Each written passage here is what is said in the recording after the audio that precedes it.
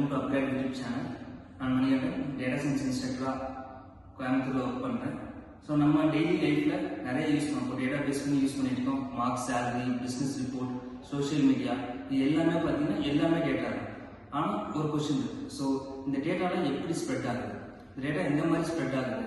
இல்லை இது பேலன்ஸ்டாக இருக்கா? இல்லை ஒன் சைடாக டேட்டா போகுதா?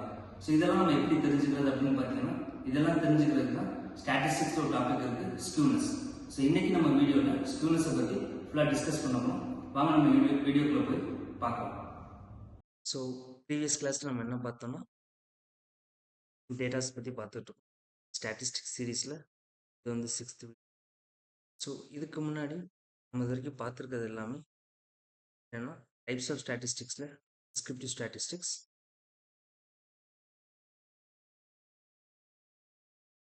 டிஸ்கிரிப்டிவ் ஸ்டாட்டிஸ்டிக்ஸ் ப்ரீவியஸாக என்னெல்லாம் பார்த்தோன்னா மெஷர் ஆஃப் சென்ட்ரல் டெண்டன்சி பார்த்துருக்கோம்.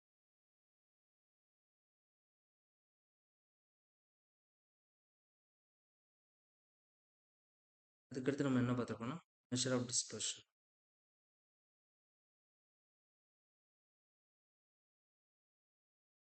ஸோ இன்னைக்கு வீடியோவில் நம்ம என்ன பார்க்க போகிறோம், understanding shape of data.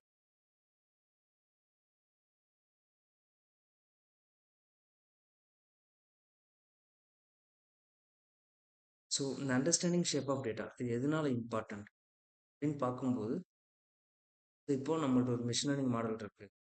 So அது பேஸ் பண்ணி நம்ம இது பண்ணுறதுனாலுமே ஒரு டேட்டாவோட ஷேப் தெரிஞ்சால் மட்டும்தான் அதுக்கேற்ற மாதிரி நம்மளால் ஒரு மாடலில் ப்ரிஃபர் பண்ண முடியும். ஸோ எதுக்காக ஷேப் மேட்டர்னு பார்க்கும்போது, first thing model selection.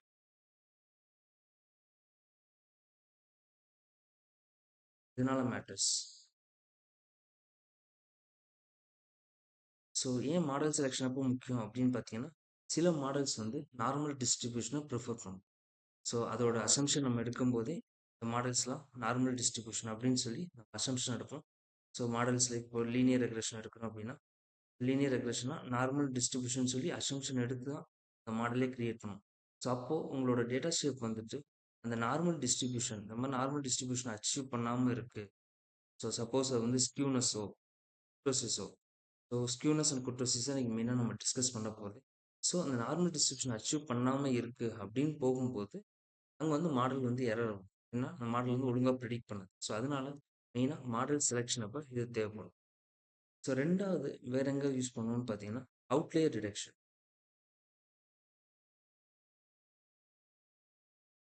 So outlier detection அப்படிங்கிறதுல பார்த்தோம்னா, சரி மாடல் இருக்குது, மாடலோட அவுட்லேயர் நான் பார்க்குறேன் அப்படின்னு போகும்போது, சப்போஸ் இப்போ குர்டோசிஸ் அப்படிங்கிறது என்னென்னா, சரி எவ்வளோ பாயிண்ட்ஸ் வந்துட்டு டெய்லில் வந்து அதிகமாக போய்கிட்டே இருக்கு, எவ்வளோ பாயிண்ட்ஸ் வந்து டெய்ல்ஸில் இருக்குது அப்படின்னு சொல்லும்போது, இதை வச்சு என்னோட மாடலில் அவுட்லேயர் இருக்கா அப்படிங்கிறது டிடெக்ட் பண்ணுறதுக்கு டேட்டாவோட ஷேப் வந்து யூஸ்ஃபுல்லாக இருக்கும். ஸோ மூணாவது எங்கன்னா ஃபீச்சர் இன்ஜினியரிங். ஸோ அதான் சில மாடல்ஸ்லாம் பார்த்தீங்கன்னா நார்மல் டிஸ்ட்ரிபியூஷன் தான் தேவைப்படும். ஸோ அந்த மாதிரி இதில் சப்போஸ் என்னோட மாடலில் வந்து டேட்டா ஷேப் வந்து டிஃப்ரெண்ட்டாக இருக்குது. ஸோ இப்போ வந்து இப்படி இப்படி இருக்குது, இல்லை டேட்டாவோட ஷேப் வந்து ஸோ இந்த மாதிரி இருக்குது, ஸோ இந்த மாதிரி டிஃப்ரெண்ட்டாக இருக்குது அப்படின்னு இருக்கும்போது, ஸோ அந்த மாதிரி டைமில் இந்த மாடல்ஸ் எல்லாத்தையுமே நம்மளோட ஃபார்மேட்டுக்கு ஏற்ற மாதிரி சேஞ்ச் பண்ணணும். ஸோ அதனால ஃபீச்சர் இன்ஜினியரிங் பண்ணும்போது நம்ம சில டிரான்ஸ்ஃபர்மேஷன் பண்ணுவோம். ஸோ அதுக்குமே இது வந்து யூஸ்ஃபுல்லாக இருக்கும். டிரான்ஸ்ஃபர்மேஷன், ஸோ என்ன மாதிரி டிரான்ஸ்ஃபர்மேஷன் அப்கமிங் வீடியோஸில் பார்க்கலாம். ஸோ எக்ஸாம்பிளுக்கு இப்போ வந்துட்டு வந்து பாக்ஸ் காக்ஸ் வந்து லாக் டிரான்ஸ்ஃபர்மேஷன் இருக்கு, ஸ்கொயர் ரூட் இருக்கு. ஸோ இதெல்லாம் எடுத்து இருக்கு, சப்போஸ் என் டேட்டா வந்து இந்த மாதிரி வந்து ஒரு ஷேப்பில் இருக்குது அப்படின்னா, ஸோ அதை வந்து நல்லா நார்மல் டிஸ்ட்ரிபியூஷனை கன்வெர்ட் பண்ணணும். அதுக்காக தான் இந்த மாதிரி ஃபீச்சர் இன்ஜினியரிங் எல்லாமே. இதுக்கு அடுத்து நம்ம பார்த்தோம் அப்படின்னா, அதுக்கப்புறம் ஒரு மாடலோட பெட்டர் ப்ரெடிக்ஷனுக்குமே வந்து யூஸ்ஃபுல்லாக இருக்கும். ஏன்னா சப்போஸ் இந்த மாடல் வந்துட்டு ஒழுங்காக நான் ப்ரெடிக்ட் பண்ணாமல் இருக்கேன்,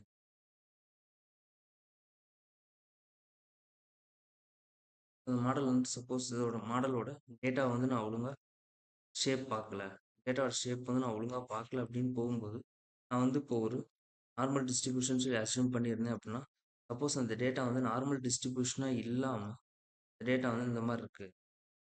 ஸோ, ஒன் சைடா வந்துட்டு அதிகமா இருக்கு அப்படின்னு போகும்போது, இங்க அந்த மாடல் ப்ரெடிக்ட் பண்ற வேல்யூஸ் எல்லாமே தப்பா தான் இருக்கும். ஸோ, அதனால வந்துட்டு இன்னும் ஒரு ப்ரெடிக்ஷன் எப்பவுமே ரொம்ப ரொம்ப தேவைப்படும். ஸோ, அண்டர்ஸ்டாண்டிங் ஷேப் ஆஃப் டேட்டால 2 இது இருக்கு. ஒண்ணு வந்து ஸ்க்யூனஸ், இன்னொன்னு வந்து குர்டோசிஸ். ஃபர்ஸ்ட்டு நம்ம இப்ப ஸ்க்யூனஸ பத்தி டிஸ்கஸ் பண்ணலாம். நம்ம என்ன பார்க்க போறோம்னா ஸ்க்யூனஸ். ஸ்க்யூனஸ் அப்படின்னா என்ன? அப்படின்னு பார்க்கும்போது, ஸ்க்யூனஸ்ங்கிறது ஒரு அசிமெட்ரியை மெஷர் பண்ணுது. சிமெட்ரிக்கல் இருக்கு, அசிமெட்ரிக்கல். சிமெட்ரிக்கல்னா நம்ம இப்போ 2ஆ கட் பண்ணும்போது 2 பக்கமுமே ஈக்குவல் ஹாஃப்ஸ் இருக்கும். ஈக்குவல் ஹாஃப்ஸ் இருந்துச்சு அப்படின்னா, இது வந்து சிமெட்ரிக்கல்னு சொல்லுவோம். டேட்டா செட் இருக்குன்னா நமக்கு வந்து இந்த மாரி ஈக்குவல் ஹாஃப்ஸ்ல போகுது அப்படின்னு போகும்போது, இது வந்து சிமெட்ரிக்கல். ஸோ எப்பவுமே சிமெட்ரிக்கல்ல ஸ்க்யூனஸோட வேல்யூ என்னன்னு இருக்கணும்? சிமெட்ரிக்கல்ல ஸ்க்யூனஸோட வேல்யூ வந்து 0 தான். ஏன்னா சிமெட்ரிக்கல் எக்ஸாக்டா கட் பண்ண முடியும்.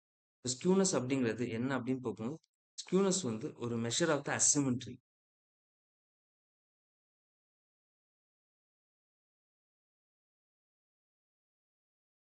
அசிமெட்ரி of the probabilistic distribution. So இந்த டிஸ்ட்ரிபியூஷனோட அசிமெட்ரி அரவுண்ட் த மீன். ஸோ இந்த மீனை சுற்றி இருக்க இந்த அசிமெட்ரியை மெஷர் பண்ணுறது அப்படின்னு சொல்கிறத நம்ம ஸ்க்யூனஸ் சொல்லுவோம். Measure of asymmetry probability probabilistic distribution around the மீன்.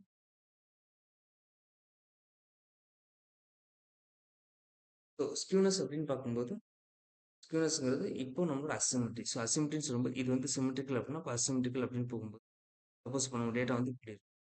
இது ஒரு ஸ்க்யூனஸ். இது வந்து லெஃப்ட் ஸ்க்யூன்னு சொல்லுவாங்க. அதே ரைட் சைட் டெயில்ஸ் இருந்துச்சுன்னா அது வந்து ரைட் ஸ்க்யூன்னு சொல்லுவாங்க. ஸோ இப்போ நம்ம ஸ்க்யூனஸ்னு பார்க்கும்போது ஸ்க்யூனஸில் மொத்தம் 3 இருக்கு. 3 டைப்ஸ் இருக்கு. ஸோ ஒன்று வந்து லெஃப்ட் ஸ்க்யூ. ஸோ இன்னொன்று பார்த்தீங்கன்னா நோ ஸ்க்யூ. அதாவது வந்து ஸ்க்யூனஸ் இல்லை சொல்கிறது தான் இந்த நோ ஸ்க்யூ. அதுக்கடுத்து உள்ளது என்னன்னா ரைட் ஸ்க்யூ. ஸோ இப்போ நம்ம டேட்டா வந்து லெஃப்ட் ஸ்க்யூ அப்படின்னு சொல்லும்போது இது வந்து லெஃப்ட் சைடு வந்து அதிகமாக இருக்கும். ஸோ லெஃப்ட் சைடு வந்துட்டு டெயில்ஸில் வந்து பாயிண்ட்ஸ் இருக்குன்னு வச்சு இந்த மாதிரி இருந்துச்சு. லெஃப்ட் சைடு நோக்கி போகுது அப்படின்னா இது லெஃப்ட் ஸ்க்யூ. நோ ஸ்க்யூ அப்படிங்கிறது சிமெட்ரிக்கல். ஸோ இங்கே வந்து நம்ம டேட்டா வந்து ஸ்ட்ரைட்டாக இருக்கும். ஸோ அதே ரைட் ஸ்க்யூ அப்படின்னு போகும்போது வந்து ரைட் சைடு வந்து அதிகமாக பாயிண்ட்ஸ் வந்து ரைட் சைடு வந்துட்டு அதிகமாக போகுது. ரைட் சைடு நோக்கி போகுது. இப்போ ஃபினான்ஷியல் டேட்டாலாம் பார்த்தீங்கன்னா மோஸ்ட்டாக ரைட் சைடு நோக்கி. ஸோ இது வந்துட்டு நம்ம வந்து ஒன்று பார்த்தே ப்ரெடிக்ட் பண்ணலாம். அப்படி இல்லை அப்படின்னா நம்ம டேட்டாவில் இருக்க பாயிண்ட்ஸ் வச்சு நம்மளால கண்டுபிடிக்க முடியும். நம்ம டேட்டா லெஃப்ட் ஸ்க்யூவாக இருக்குது, என்னோட டேட்டா வந்து லெஃப்ட் ஸ்க்யூவாக இருக்குது அப்படின்னா லெஃப்ட் ஸ்க்யூவாக இருக்குது அப்படின்னு நான் சொல்கிறேன் அப்படின்னா இங்கே வந்து மீன் வந்துட்டு கம்மியாக இருக்கும். மீன் வந்து மீடியம் விட கம்மியாக இருக்கும். அதே மாதிரி மோடை விட மீடியன் வந்து கம்மியாக இருக்கும். இது வந்து என் டேட்டா வந்து லெஃப்ட் ஸ்க்யூவாக இருந்துச்சுன்னா, இதுவே என்னோட டேட்டா வந்து ரைட் ஸ்க்யூவாக இருக்குது அப்படின்னா இப்போ வந்து மீன் வந்து அதிகமாக இருக்கும். இது எல்லாத்தோடையும் கம்பேர் பண்ணும்போது மீன் வந்து அதிகமாக இருக்கும். ஸோ மீன் வந்து கிரேட்டர் தென் மீடியன். அதே மாதிரி மீடியன் வந்து மோடை விட அதிகமாக இருக்கும். இந்த மாதிரி ஒரு டேட்டா ஃபைன் பண்ணாலே லெஃப்ட் ஸ்க்யூவா ரைட் ஸ்க்யூவா அப்படிங்கிறது நம்மளால் கண்டுபிடிக்கணும். நோ ஸ்க்யூ அப்படின்னு சொல்கிறோம் அப்படின்னா இந்த நோ ஸ்க்யூவில் பார்த்தீங்கன்னா நம்மளோட வேல்யூஸில் எல்லாமே ஈக்குவலாக இருக்கும். மீன் equal to median equal to இந்த மாதிரி இருக்குது அப்படின்னு சொல்கிறோன்னா அது என்ன சொல்லுவோம் பார்த்தீங்கன்னா இது வந்துட்டு நோ ஸ்க்யூ. அதாவது எந்த ஒரு ஸ்க்யூனஸுமே இல்லை இந்த டேட்டாவில் அப்படிங்கிறது நம்ம சொல்லுவோம். ஸோ இப்போ இந்த இந்த இதை எடுத்துக்கிறோம் அப்படின்னா இந்த கிராஃபில் பார்த்தோன்னா இப்படி இருக்கும். நம்ம லெஃப்ட் சைடு வந்து அதிகமாக இருக்கும். இதில் வந்துட்டு பார்த்தீங்கன்னா ரைட் ஸ்க்யூவில் நம்ம டேட்டா வந்து ரைட் சைடு வந்து இந்த டெய்ல் வந்து அதிகமாக போகும். அதுவே நோ ஸ்க்யூவில் வந்துட்டு ஸ்க்யூனஸ் வந்து ப்ராப்பராக இருக்கும். 0 ஸ்க்யூனஸ். ஸோ இது எங்கெல்லாம் அப்ளை ஆகுது அப்படின்னு பார்க்கும்போது எக்ஸாம்பிளுக்கு நமக்கு இன்கம் டிஸ்ட்ரிபியூஷன்.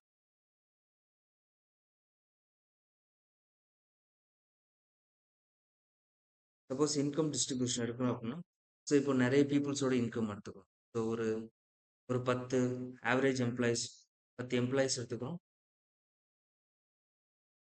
2 மேனேஜரோட எடுக்கும்போது, ஸோ இந்த எம்ப்ளாயீஸோடது எல்லாமே ஆவரேஜா இருக்கும். இந்த 2 மேனேஜரும் ஆட் ஆகும்போது இந்த டேட்டா வந்துட்டு ஸோ உங்களோட ஆவரேஜ் பாயிண்ட்லேருந்து கொஞ்சம் இந்த பக்கம் மூவ் ஆகும். அப்போ இந்த டேட்டா பார்த்தீங்கன்னா இப்படி போகும். ஏன்னா மேனேஜர் சேலரி வந்து ஹையா இருக்கும். ஸோ எம்ப்ளாயோட சேலரி வந்து இப்போ நான் வந்து ஒரு 15,000 வச்சிருக்கேன். அதே மேனேஜர் சேலரி வந்து இப்போ நான் வந்து ஒரு 60,000 வைக்கிறேன் அப்படின்னு போகும்போது, இந்த டேட்டா வந்து ஆப்வியஸா பார்க்கும்போது, இந்த பக்கம் வந்து ரைட் சைடு வந்து மூவ் ஆகும். இப்போ இன்கம் டிஸ்ட்ரிபியூஷன் பார்க்கும்போது, இன்கம் டிஸ்ட்ரிபியூஷன் மோஸ்ட்டா பார்த்தீங்கன்னா, ரைட் ஸ்க்யூடா இருக்கும். எல்லாமே நம்மள்ட்ட இருக்க டேட்டாவ பொறுத்து தான் இருக்கும்.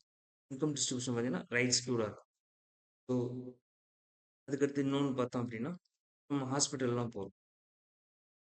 ஸோ இப்போ ஹாஸ்பிட்டல்ல அந்த பேஷண்ட் வந்து எவ்வளோ நாள் இருக்காங்க? ஹாஸ்பிட்டல் வந்து டியூரேஷன்.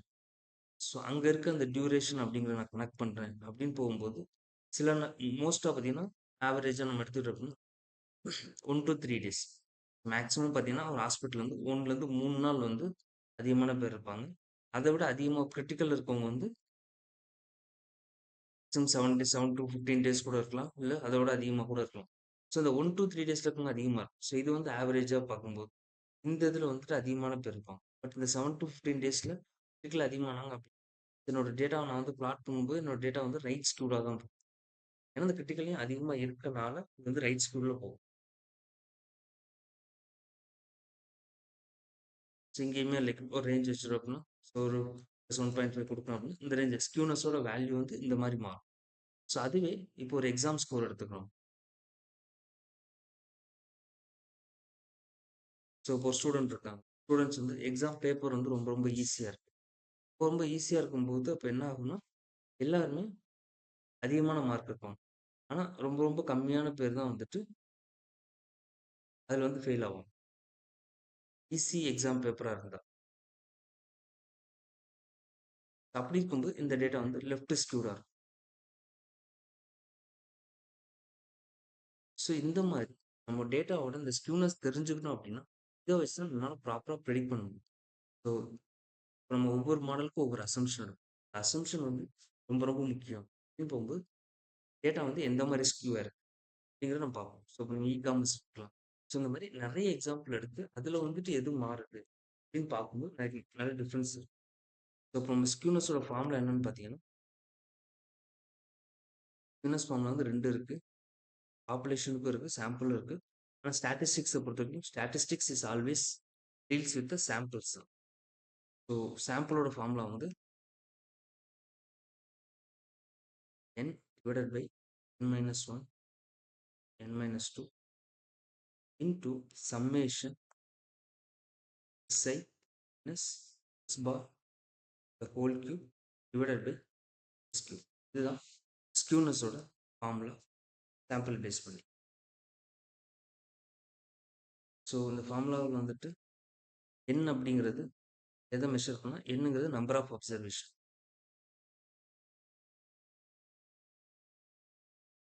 ஸோ வேற என்ன இருக்குன்னா எக்ஸைங்கிறது ஒவ்வொரு டேட்டா பாயிண்ட்டும் எக்ஸை தான்.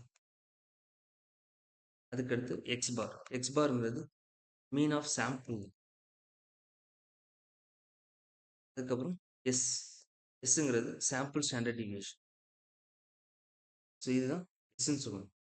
ஸோ இது வந்து சாம்பிளோட ஃபார்முலா. ஸோ இதே மாதிரி பாப்புலேஷனோட ஃபார்முலா என்னன்னா, பாப்புலேஷன் ஃபார்முலா வந்து தியரிட்டிக்கலாக தான் இருக்கும். நம்ம ப்ராக்டிக்கலாக எங்கேயும் யூஸ் பண்ண போகிறது இல்லை. ஆனால் சாம்பிளோட ஃபார்முலா வந்து நம்ம ப்ராக்டிக்கலாக எங்கெல்லாம் நம்ம டேட்டாவோட ஸ்க்யூனஸ் கண்டுபிடிக்கிறோமோ அங்கே எல்லா இடத்துலையுமே நம்ம சாம்பிளோட ஃபார்முலா தான் யூஸ் பண்ணணும்.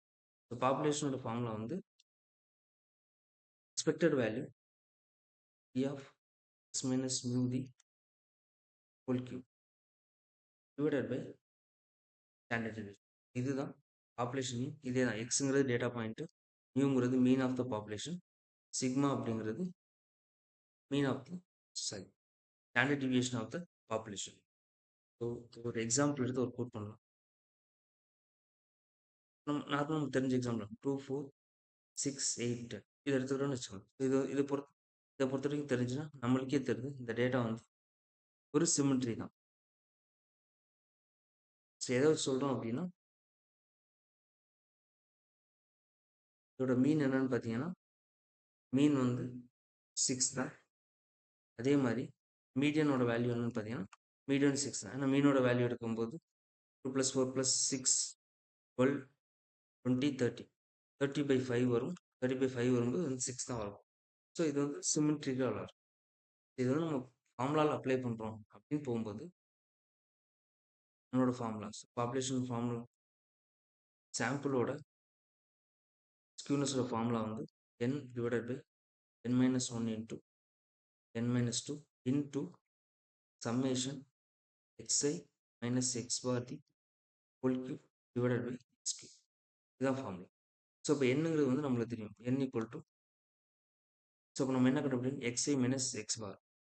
ஸோ அதுக்கு வந்து x பாரோட வேல்யூ நம்மளுக்கு தெரியும். x பார் வந்து மீனோட வேல்யூ வந்து இந்த ஃபார்முலாக்கு பார்த்தீங்கன்னா 6 தான். ஸோ இப்போ நம்ம xi மைனஸ் x பார் கண்டுபிடிக்கணும். xi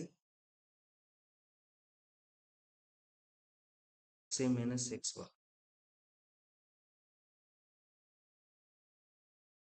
ஸோ இப்போ 2 இருக்குங்களா? ஸோ 2 மைனஸ் x பாரோட வேல்யூ வந்து 6 தான். 2 மைனஸ் 6 எவ்வளோ?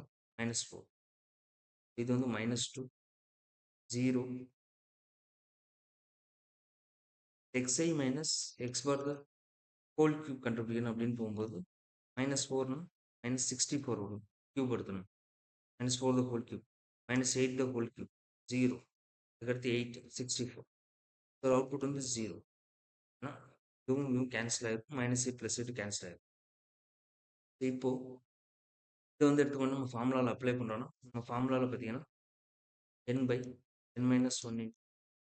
n-2 into summation xi minus x bar the whole cube divided by x cube ன்னு இருக்கும். ஸோ இந்த பார்ட்டே இப்போ வந்து இந்த பார்ட்டோட அவுட்புட்னா இந்த பார்ட்டே ஃபுல்லாகவே 0 ஆகும். இந்த பார்ட்டே 0ன்னு ஸோ இதில் நம்ம இது கண்டுபிடிச்சாலும் 0 தான், இது கண்டுபிடிச்சாலும் 0 தான். ஸோ இப்போ இதை நம்ம பார்க்கும்போதே தெரியுது இந்த டேட்டா வந்து சிமெட்ரிக்கல் அப்படின்னு சொல்லி. ஸோ இப்போ இந்த டேட்டாக்கு நான் ஷேப் வரேன்னா இந்த டேட்டாவோட ஷேப் வந்து இப்படி இருக்கும். உங்களுக்கு வந்து சிமெட்ரிக்கலாக இருக்குது. ஸோ எத்தனை டேட்டா பாயிண்ட்ஸ் இருந்துச்சுன்னா அந்த இது இருக்கும். சிமெட்ரிக்கலாக இருக்குது அப்படின்னு போகும்போது ஸோ சென்டர் நோக்கி தான் மேக்ஸிமம் பாயிண்ட்ஸ் வந்து இருக்கும். அதான்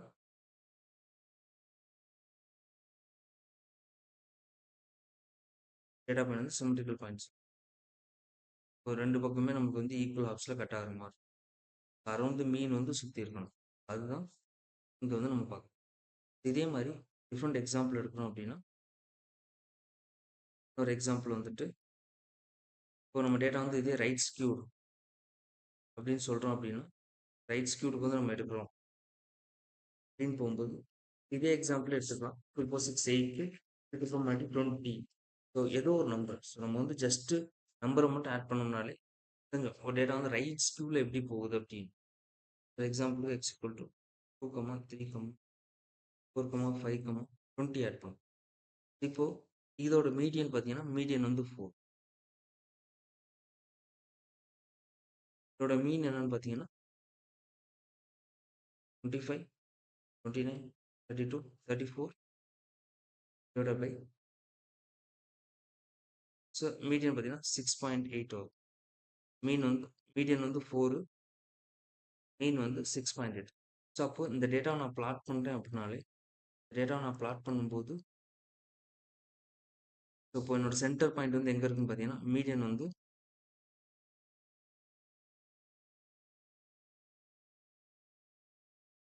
இருக்கு.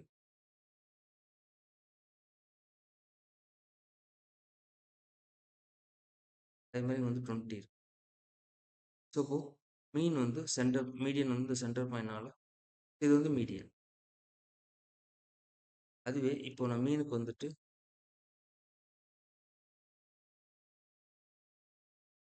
ஸோ என்னோட மீன் வந்து பார்த்தீங்கன்னா இப்போ 6.4 வருதுன்னு 6.8 மீன் வந்து இங்கே வரும். ஸோ இதுதான் மீடியனை விட மீன் வந்து கிரேட்டராக இருக்கும் ரைட் ஸ்கியூவில்.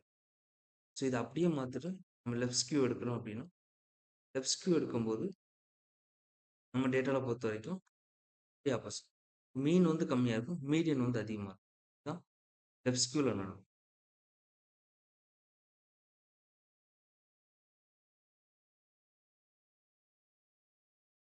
லெஃப்ட் சைடு வந்து ஸ்க்யூடா இருக்கு அப்படின்னு பார்க்கும்போது ஒரு ஜஸ்ட் நம்ம ஒரு பாயிண்ட் எடுக்கிறோம். 6, 7, 8, 9. ஸோ இந்த மாதிரி எடுக்கும்போது இந்த பாயிண்ட் வந்து நம்ம குடுக்குறோம் அப்படின்னா, ஜஸ்ட் நம்ம டேட்டா பார்க்கும்போது இந்த பக்கம் 1 இருக்கு. பட் ஆனா இப்போ 6, 7, 8, 9 இப்படி வரும். நெறைய பாயிண்ட்ஸ் இருக்கும்போது இந்த மாதிரி பிளாட் பண்ணி வரும்போது ஸோ இப்போ 1 இருக்கு. ஸோ இந்த டேட்டா வந்து ஒரு லெஃப்ட் ஸ்க்யூட் அப்படின்னு நம்ம எப்படி ஈஸியா சொல்லலாம் அப்படின்னா, ஒரு வகை இருக்கு. என்னன்னா வந்துட்டு லெஃப்ட் ஸ்க்யூவ பொறுத்தவரைக்கும் மீன் வந்து லெஸ் தென் மீடியன். ஸோ என்னோட மீன் வந்து மீடியனோட லெஸ்ஸா இருக்கு அப்படின்னு போகும்போது என்னால அந்த டேட்டா வந்து ஒரு லெஃப்ட் ஸ்க்யூட் சொல்ல முடியும். ஸோ இந்த டேட்டா எடுத்துக்கிட்டோம் அப்படின்னா 1, 6, 7, 8, 9. ஸோ இப்போ இதோட மீன் அப்படின்னு பார்க்கும்போது நம்ம எல்லாத்தையும் ஆட் பண்ணோம் அப்படின்னா 31 வரும். 31 டிவைடட் பை 5 6.2. ஸோ அதுவே இதோட மீடியன் என்னன்னு பார்த்தீங்கன்னா மீடியனோட வேல்யூ வந்து 7.